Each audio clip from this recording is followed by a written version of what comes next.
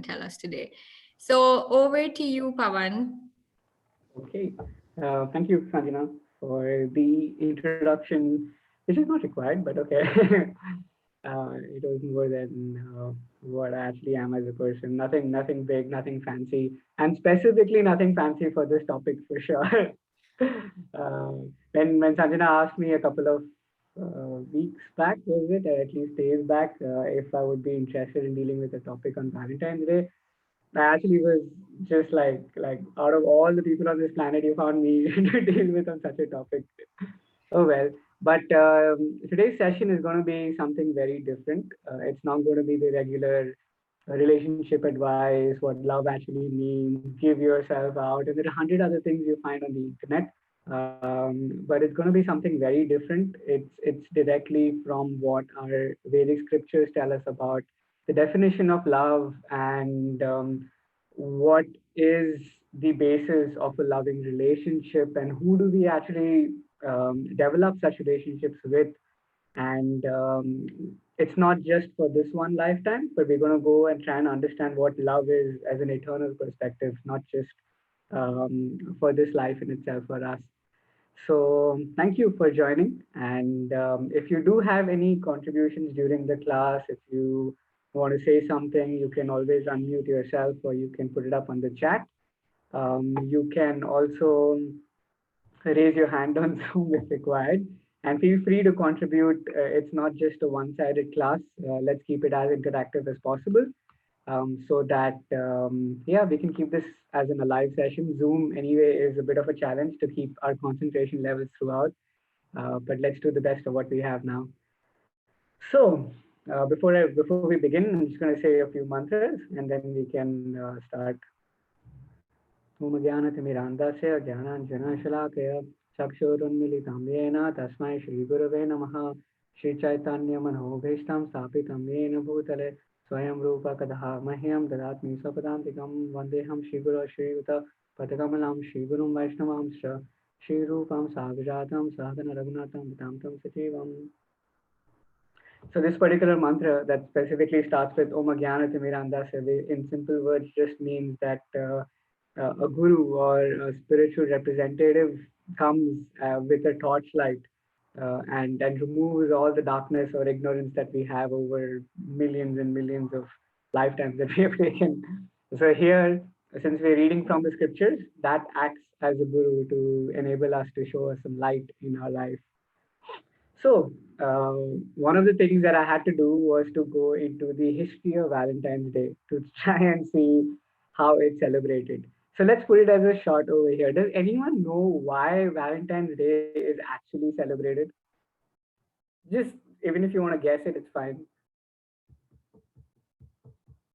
What? No one? I think some saint. I don't know the whole thing, but I know it's something to do with Saint Valentine, like Okay. commemorating love, something like that. Right. I think yeah, Ria mentioned, and thank you, Payal, also. Yes, it is something to do with Valentine, but it's funny, right? I mean, we talk about it every year, and not just Valentine's Day. And now, if you see, there are so many different kinds of days that are added to it. There is this card day, rose day, chocolate day, all this funny stuff that is added along with it. So, Valentine's is just one small element of it. So, yes, like you mentioned, there was a Saint Valentine. Actually, there are 25 different Valentines that are found in the Catholic tradition. It's not just one. And there are two major ones that people generally focus about or talk about is, again, both of them named Valentine. And the reason why this day is celebrated is because they were killed on this particular day. It's funny, most of these traditions that we follow from the West are actually the days when people got killed or murdered. Like same thing for even Thanksgiving Day. If you go to the history of the Thanksgiving Day, you'll understand it's actually nothing to do with Thanksgiving. Like it's a day when, anyway, getting into that. So Valentine's also, this particular saint was killed. And during the war time, this was in the 1600s, apparently all the men who would join the army were not allowed to get married because apparently that kind of a relationship would not allow them to perform well at the battle. So they stopped having marriages in that particular city or town. And this particular Valentine sage, we used to get people married behind the back of the government. And as soon as they came to know the ruling party, and they kind of killed him. And from there, it became famous. Actually, earlier it used to be called Saint Valentine's Day, and now I don't think anybody wants anything saintly on this day. So the saint has been removed. And no one even remembers this day anymore. Now it's just out. And actually, if you look at the older Catholic tradition, on the day of Valentine's is when the couple actually come together and they perform a lot of service in the church, where they're supposed to come together in the name of God and dedicate themselves to having a devotional life after that. Because obviously the guy does not go back into the army right after that. So they more or less used to live around the church where the Valentine used to get them married. But of course, since the saint is out, so are any of these traditions that went along with it that went out. So this particular day is actually picked up so well that people are earning a lot. Like there are so many memes you'll find out there, or people calculating the amount of money they're going to make on memes. Sorry, on roses, on flowers, making fun of single people that day. And I don't know if any of you have noticed. At least my Instagram is suddenly filled with like different advertisements of Valentine's Day, uh, and it just makes you feel like even though it might mean nothing to you, but you have to do something. And even the other partner who might not even expect something, just because of this stuff, gets kind of an expectation where they want something, or they even have something that they need to give. So the best people who earn out of this are obviously the card industries, the flowers, and whatnot, all of these gift industries. So, but actually, this particular day is something that we should think about, which goes beyond just a day where we show our love and appreciation for a particular person. Movies nowadays show these, when I was small, I mean, I think all of us, even in Shrek and many of these movies, we used to see this happily ever after that used to come after the movies. Honestly, there is no story that is happily ever after. After that, they don't show you the couple fights that take place. They don't show you the kids they have to take care, and the different household activities that you need to manage. So this whole happily ever after, this whole romantic stuff, actually it's just coming from the movies. It's more or less like an image that is put forward of what an expectation of love is what's supposed to be. But actually it's something way beyond that. It's not just based on these things. And the problem is, just because of this portrayal, it's led to so many other aspects of it. For example, pornography has become such a common aspect of people's lives, where there is more and more interest in trying to understand how one should satisfy one's senses more. And then you have, of course, the clothing that you wear, the plastic surgeries that take place, and I don't know what not. There are so many different things that are just added along with this whole misrepresentation of love that comes in. So it's more or less like how it's described with a pack of cards. You have diamonds and hearts at the beginning, and then you have clubs and spares at the end. And honestly, it's very rare that relationships live to what it started with. And that's why you generally have a definition of honeymoon phase or the initial phase that comes in. And that's where the problem lies. The issue is the expectation from each other is so high at the beginning that when one's own desires and expectations are not fulfilled, then one gives up such relationships. And that is exactly what happens every day in the world. People just let go of so easily. Like it's divorce rates are at all-time high. Breakup is like honestly, like I don't know if you as we right now in our age right now, whenever I go on Instagram or any of these, sometimes I see these younger children who are probably like 13 or 14. They put up these posts saying that, oh, breakup is really bad, I have nothing more to live in life. And for me as a person, I wonder, well, you're just 13, man. Go live your life. Like, what is it that you're even talking about as definition of love? But for them, love means everything. They want to talk about like, I love you as an expression. And we as adults think they don't even know what love is.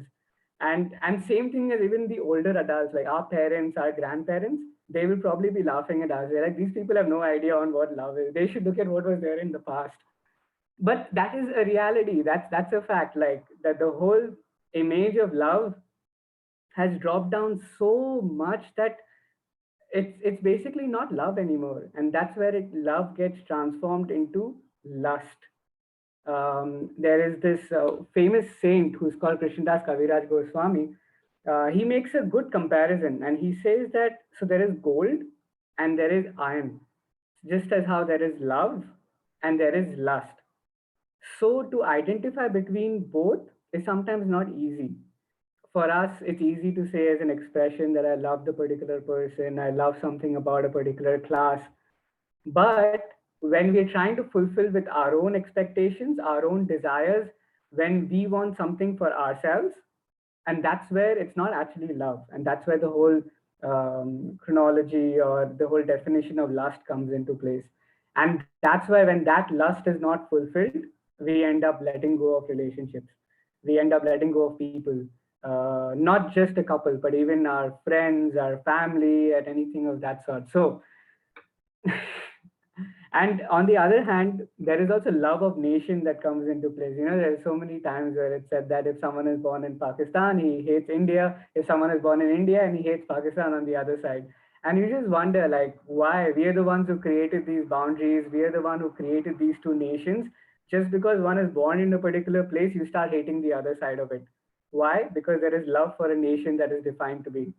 But again, that love probably might seem like love for a particular country, but it's hate on the other side.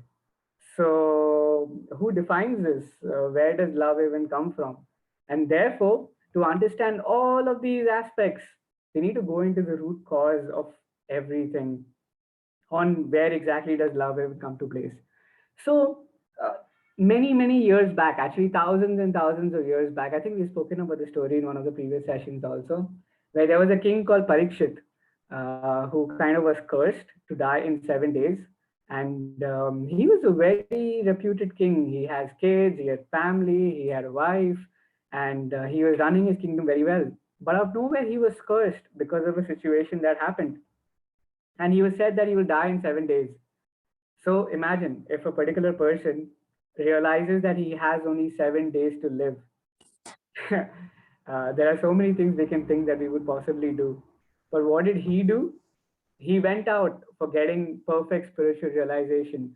So he went out looking for saints, he went out looking for gurus who could tell him what he should do in those 7 days. And in that time period, there are thousands and thousands and thousands of saints who assembled in one particular place called Naimisharanya. And in that place, which is still there right now in India, so in that place, they discussed all of these aspects together. They discussed on what is the ultimate goal of life, what should one's loving objective be, and how should one dedicate one's life for service. So one important element that was discussed on the first element was that before we begin on understanding who we should love, what is the expectation of relationships, why is everything happening to me, why does nobody love me, or anything of that sort, first is to even understand who we are. And therefore, the whole concept in the Vedic system comes into place, Athato Brahma Jignasa. That means Jignasu means inquisitive. Athato means to inquire, and Brahma means the truth. So one needs to inquire what ultimate reality is all about. And therefore, the Vedic scriptures actually talk about, so the times that we talk about love are actually not just of this lifetime. It comes through a whole cycle.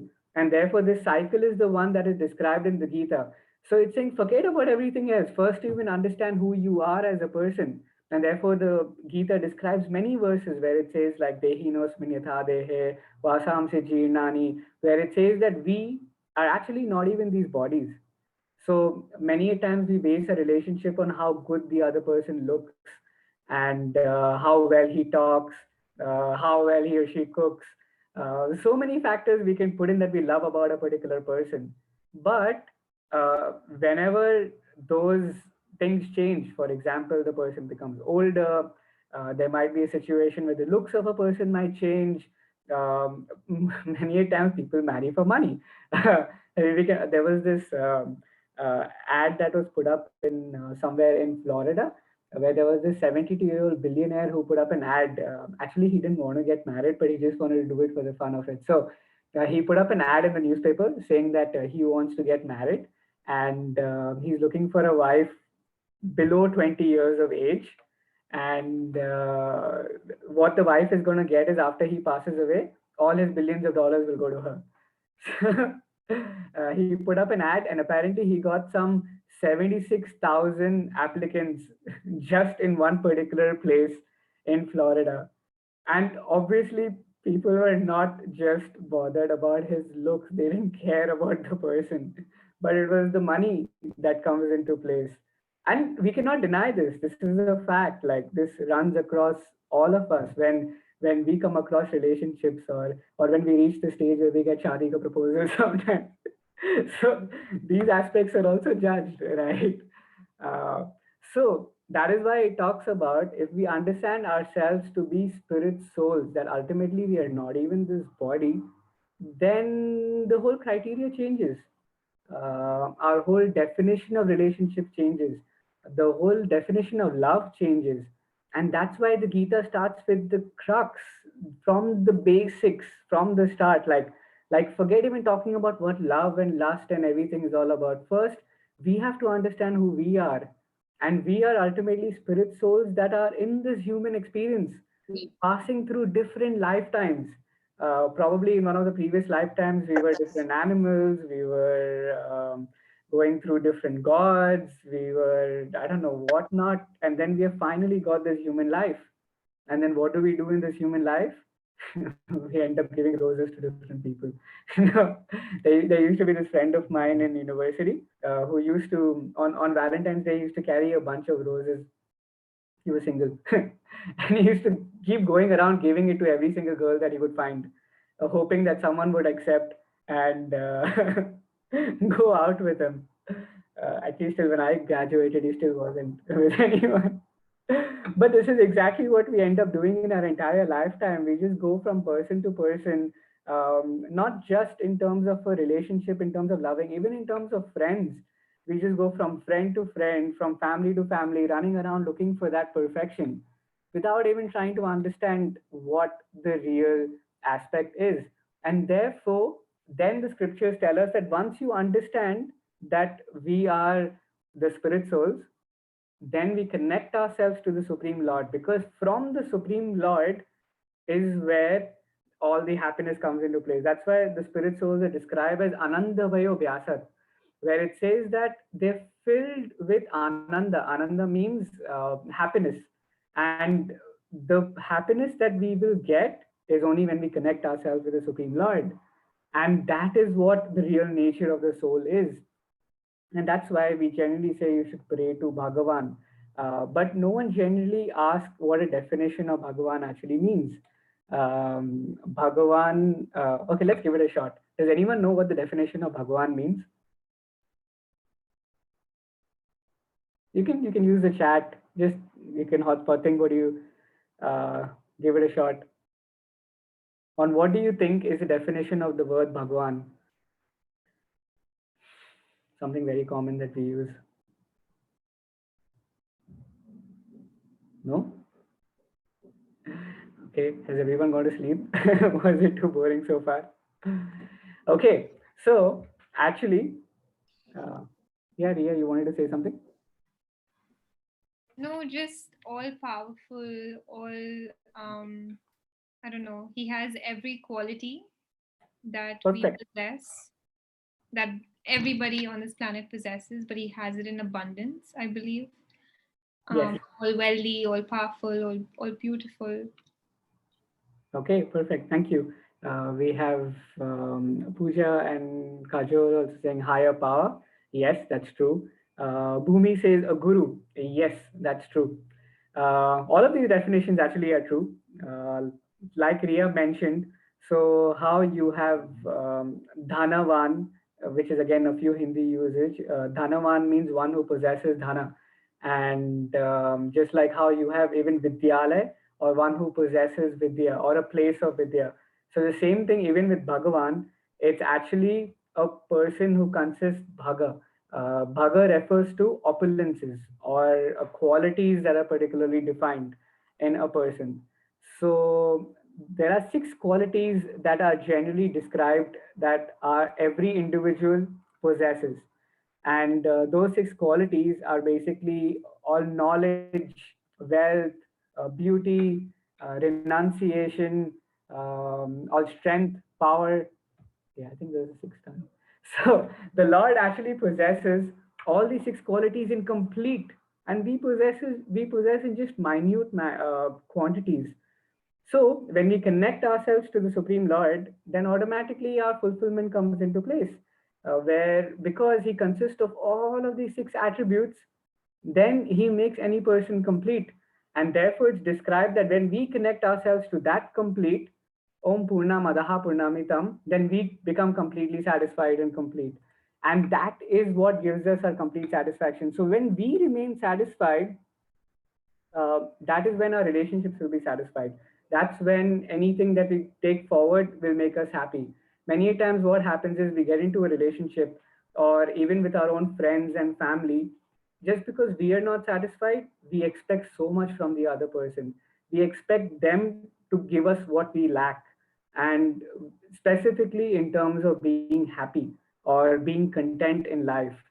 But if we ourselves are content with a practice of spiritual service and we're connecting ourselves to the Supreme Lord, then the whole relationships that we see around us go on a different path. And that's why the Vedic system has a very different understanding of love. And therefore, it says that if one really wants to love someone in this world, then one has to redirect that love towards the Lord. Once we reconnect that to God or Krishna, specifically described to be, then automatically everything else falls into place. Everything becomes satisfied, because even any relationship that we get into, the center is the Supreme Lord. There's no satisfaction of personal self. There is no like expectation of what one should go into, or what it should be as an end result. And that is the one that leads us to the ultimate goal of getting pure love or selfless love, as we all describe it to be. So there are many stories that are particularly described in this book called the Srimad Bhagavatam. So this particular book, Srimad Bhagavatam, is like the epitome of love. It's just filled with stories on how different devotees or different people develop this loving relationship with God, and how they're able to perfect their lives just with this loving aspect of it. Like one famous example is of a person called Bali.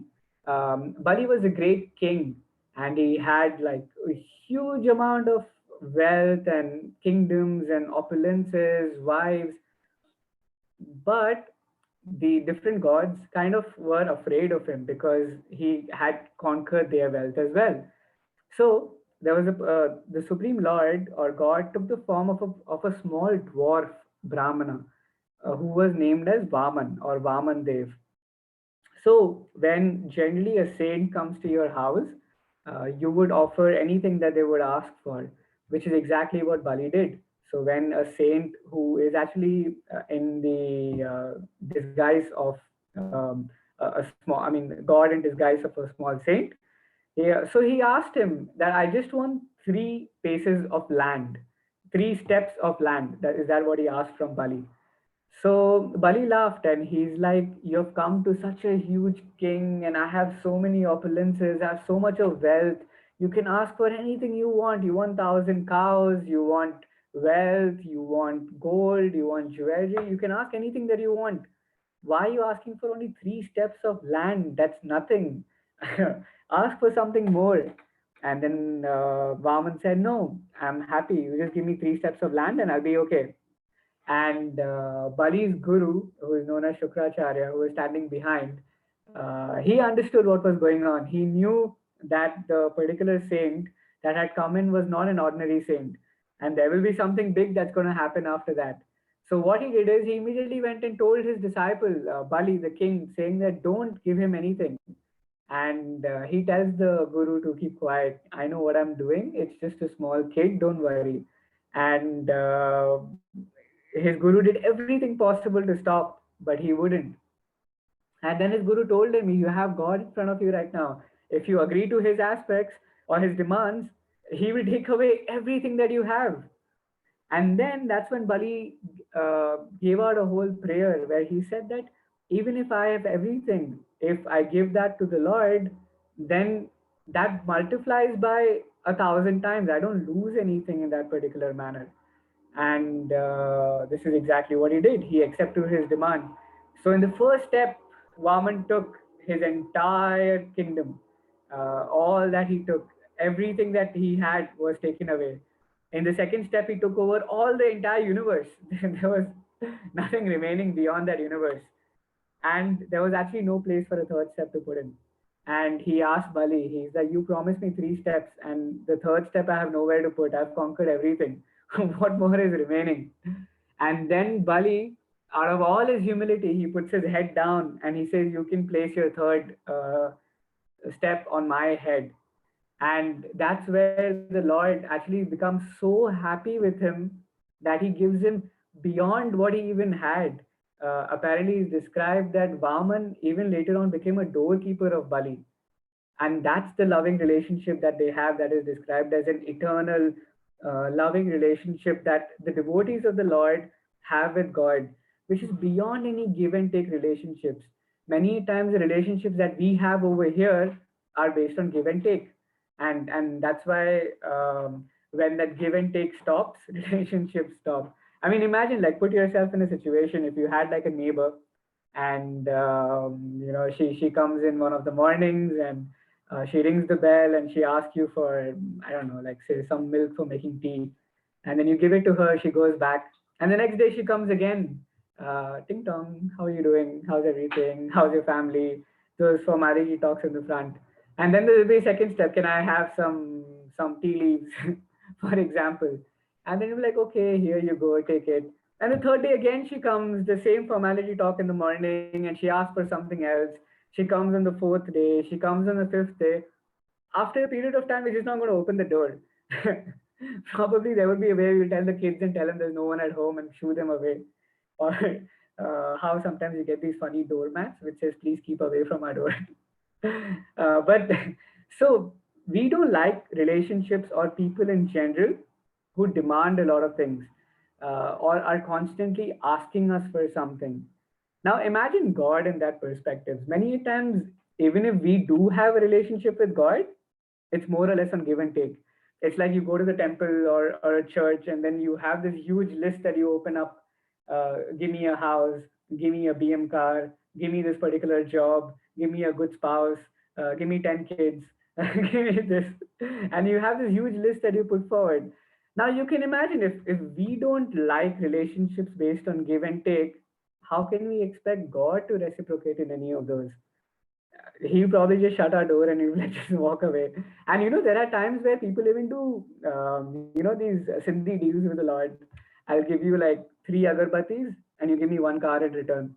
Every Monday I'll come to your temple to offer this particular prasad, and instead you give me this particular job. Now you're dealing with the creator of the universe. Even if you have to strike a deal with the Lord, you do it in a sensible businessman perspective.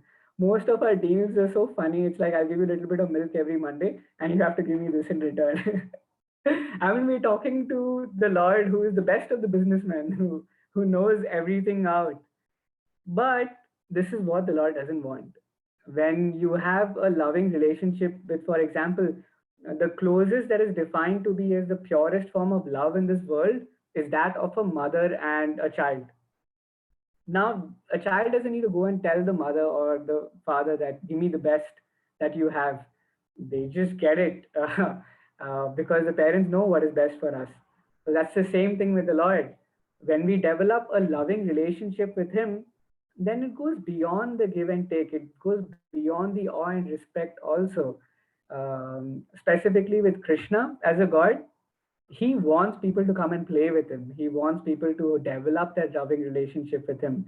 And once people do that, or once we do that with him, then we get everything we want in this world without us even asking for it. Can you imagine? This is the perfect most relationship that we can have with anyone. We don't need to do, we don't need to ask for anything also. We get the best of whatever the Lord thinks is required for our life. And that is the real love that we're talking about. And if you see, this whole Bhagavatam as a book has so many different stories on various different examples of what it can be, on defining how each person can develop their different loving ways with the Lord. So actually, love is our aim and love is our process. The practice that we do in terms of our spiritual practices is actually a very loving and a happy and a jolly way of doing it. And actually, it leaves so much of the tension out of us, because imagine, like, we have someone to leave all our problems with, and that's the Supreme Lord. For those who don't have God in their life, they have to deal with everything themselves. But for those who do, they leave everything onto Him, and they lead a very happy life. And therefore, to get real happiness in love is to be dependent on God, and rather than being independent. And therefore, as we always say, the Vedic scriptures are usually always opposite of what our modern day traditions teach us. Everybody teaches us to be independent, but here we teach to be dependent on the Lord, so that that can lead to full satisfaction and complete happiness. So let's take it as a lesson from this particular, at least one lesson if we can take back from this particular instance, this one session that we attended, is that if we put our level best into some way or the other connecting ourselves with God, connecting ourselves with Krishna, then automatically we will be able to fit into all the other relationships around, because we will be able to see something more than just what lust would show us around. Because once you connect yourself with the Supreme Lord, you will experience pure love, which is beyond anything in the material world. And when that satisfaction is given, then everything else just falls into place, because we become eternally happy. We don't expect that happiness out for everyone else. And even if you get into a relationship, it's working together with the person to serve the Supreme Lord. And again, it brings a whole goal and direction. So that is what is required. And that will be the ultimate Valentine's Day that we can celebrate. So that's about our short session for today. If you do have any contributions, questions, do ask. I think I see one coming up here. How do we ignite this love towards God? Can you give some practical examples? Thank you, Saki, all the way from Thailand. How do we ignite this love towards God? Now, this aspect of developing a relationship with God does not simply happen with words. It's not something that we can sit down and simply meditate upon. It requires action. Same way how we would do with any kind of relationship with ourselves. I mean, imagine you have your friend or your even your spouse or your partner. If you just have words that I love you for what you are and who you are as a person, and I want to spend my entire time life with you, and then if there is no work being done, there is no money being made, and the person is just sitting at home, then automatically these words will not make a difference. Like, go get out, go work, get some money. So in the same manner, even with the Lord, it requires some work to be done. And therefore, there are different practices that are recommended. And practical examples of that are described to be hearing about Him. So that's the first step, because once we understand Him, that's when we can develop anything further. So the first step is hearing.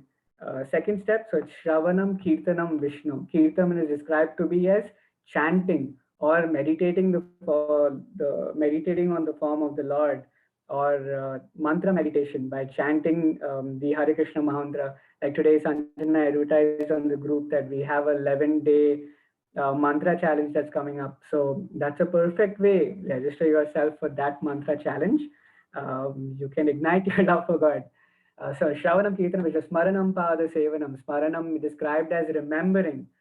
So one's here, then one chants, and then one remembers so that you can meditate on those particular pastimes. Pada Sevanam, where you worship the particular Lord in different aspects of it. Vandanam, Sakhyam, Dasyam, Atma Nivedanam. So it describes that one develops different kind of relationships than one. So it's more like one becomes a servant, one becomes a friend, one becomes a and the most practical way by which we can do is be connected to Bhakti Lounge. Um, keep talking to Sanjana. Sanjana is like thumbs up. Yeah, and of course, not just connect yourself to Bhakti Lounge, message us, ask us if you can contribute in any possible way. Because it's not just attending; it's giving back to society, giving back or doing something for the Lord also. And any kind of service done over here, even for the class, is service to God in itself, because our ultimate aim of this class is somehow or the other connect ourselves to the supreme power. So give ourselves back, do something, and specifically when we have our classes back again, there are so many things we can do. For those who like to cook, you can do that, and I'm sure Sakhi will be a good cook. So you can do that as well. I hope that answers a few practical examples. Thank you. Anyone else? Any contributions, questions? I have a question, Pavan. Yeah.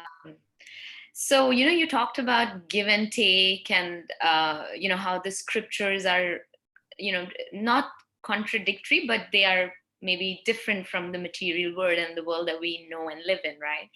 So, but my maybe question is, how do we practically apply this in the material world?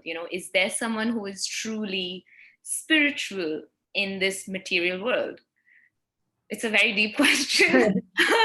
Something that actually Sanjana and I were talking about, and honestly I don't know how to answer this, so I'm struggling with it. Right. Thank you for asking that question. And actually, it's a very interesting one. It's something which all of us look out for, because once we understand that there exists some spiritual power, there exists some kind of a direction, and this is where a search for a spiritual being comes into place, or a spiritual master or a guru that is described to be, to find that perfect person. And I think it's a journey which each of us will take through. And for me, I was fortunate that I came in touch with Srila Prabhupada, who is the founder of ISKCON. His books. I got connected first initially through his books, and then I attended a few events, and somehow got connected, and then I even met my spiritual master. So obviously, the first step is that one needs to be on the lookout, because it describes that there is a super soul within us, or as we define, God is in all of us. And the first step is, when we are on the lookout, the Lord Himself will send us that perfect person, will send us who our spiritual guide will be. So there are two kinds of gurus that are generally described to be. One is called a Chaitya Guru, or one is a normal guru or a Diksha Guru. Is the basically is the guru from within, who tells us who the right person is. And of course, sometimes people hear these weird noises, and they get these, oh, today if someone from within asked me to jump out from a building. Okay, no, those kind of stuff is weird. But but when genuinely one looks for spiritual direction in life, it comes from within also. But at the same time, that's why you have criteria that are put forward for gurus. Like, for example, if you read this book, Srimad Bhagavatam, in the first chapter of the first canto itself, it described 6 qualifications of a guru. And I'm not going to get into details of what those qualifications are. Maybe we can discuss it offline. But just to give you a glimpse, is to understand that when we see these qualifications, we can judge a guru based on these qualifications, whether he or she fits into that perfect scenario, and we can take guidance from. But that's a very higher level. On a smaller being, we can get together and have a community surrounded by spiritual aspects and spiritual teachings together, which is what, like, for example, Bhakti Lounge is formed to be. And even though we might not find that perfect spiritual person, we all together aspire to be that. And therefore, we are like, in the laundry together, where we're all washing our dirty bags together, where each of us are aspiring to be those perfect spiritual beings, or practitioners of this particular method. So even though we might take time to find the right guru, but as long as we are in this process together, it makes things a lot easier, where each of us connect together, where we share realizations, where we help each other on our spiritual journeys. That is an important element in itself. So then each person that you relate to becomes your guru, kind of a thing, where they help you, they inspire you in your spiritual life. So it doesn't mean that he has to be perfect as we would define it from the books, but it can even be just our friends together in this whole spiritual being. I hope that answers. Yeah, it does. Thank you. Wow, that's amazing. I think we can take a few more questions. I think Ria had a question as well. So Ria, maybe you can unmute yourself and ask Yes. your question. So Pavan, it's something I've obviously had this discussion with somebody before, and they said, unconditional love between maybe people, friends, couples, it's not as pure as your love with God. And that always makes me think, if this world is so give and take, and if it is so conditional, I mean, why do we talk about looking for a partner? Is there conditional love between partners? It's not there. So why are we hankering for, maybe, when you're of age, or when you're like older, your parents bother you? Why are we looking for a partner if there is no unconditional love? And if our only relationship is with God, so why not just maybe work towards that? I mean, I'm always curious about this. I mean, if it's so give and take, that sounds so bad. I mean, I don't want to be with someone if it's give and take. So maybe if you could tell me a little bit about that. I mean, honestly, I'm no perfect person relationship advice. But from what I understand from the scriptures and what I understand from my own seniors and my own experiences, um, yes, the whole world is filled with give and take. And that is why it is very important that when we select a partner or we select our life companion as we time to be, has a similar direction in life with what we want to do, in the sense that, for example, if we really want to serve God and we want to keep God as a center of our lives, and if we select a partner who believes in exactly the same thing, and therefore it's described as having a perfect third partner, where there is Lord in the center, and then the couple come into place. So then it's not just based on love as an aspect for each other, but then that relationship becomes more on terms of service. It becomes more in surrender to God. And then you're leading as an example for the whole world on what they're supposed to be doing.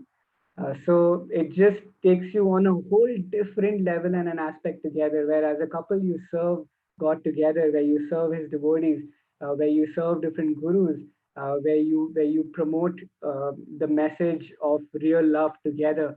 So everything that you would do alone, you would do with a good partner together, because ultimately, even though yes, we are connecting ourselves with the Supreme Lord, as a person, we want someone who we can connect with, or we want someone who we can live our entire life with, because none of us really want to be alone.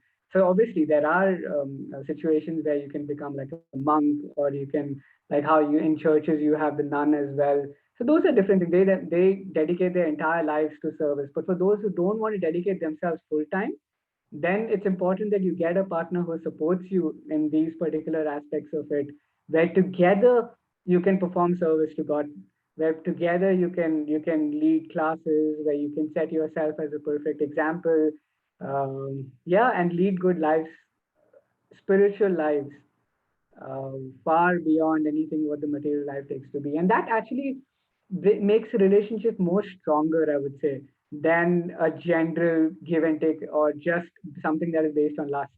When you have a common goal, then it's not just based on the particular person, where it's based on um, service. It's based on giving back to society, giving back to people. So yeah, that is a very healthy form of relationship, I would say, and it's much stronger than one being alone. When you have two people together, it just builds it 100 times more than what a person would be able to do it alone. Again, I'm not a perfect person on relationship advice. No, I mean, thank you for that. Of course, I think it's a long discussion. Yeah, A lot of questions, so I'll keep that for another time maybe. sure. We'll text you about all of this. Okay, done. Thank you. Okay. Does anyone have any other questions? I think we've taken quite a few. Pawan, do you want to I take a? just wanted to. Hey, Sanjana, how are you? Hey, there we I go. just wanted to add a point to Pawan's thing on Ria's question. So I think there's nothing such as perfection. So none of us are able to unconditionally love. Like you can try it for a small time. When you want something really badly, you try it, but then you just get back to your normal average. So the idea isn't about perfection. The idea is about, okay, I have an idea about unconditional love. That's my target. So if I guess with partners, you see if someone else also has a similar target, as Pawan was saying, like the goal has to be similar. So once that is similar, then you both take steps towards getting to unconditional love. But in my belief and all what I've heard, what I've read, till we are human beings, we won't be perfect. We won't get that unconditional love. So I think removing that as an expectation is a good start. If you're looking for a partner, that is. Thank you for that, Yogesh. Thank you. Okay, I think we'll wrap up with that. Thank you so much, Pawan, for enlightening us on relationships. You truly are our love guru. And I'm sure a lot of people have questions. Feel free to message Pawan directly, spam his Instagram DM or WhatsApp.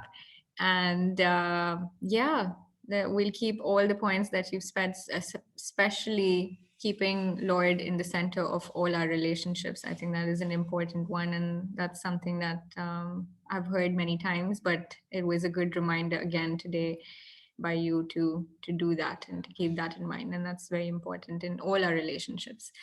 So thank you. Thanks, Pawan. Thank you, everyone else who joined us today. And we have a lot of exciting things coming up for March. Just want to give you a quick review on that. So next month, we have 11-day mantra meditation challenge coming up, which starts on Sunday, which is in 2 days. So we have chanting sessions going on from 6 to 6:30 in the morning on Zoom.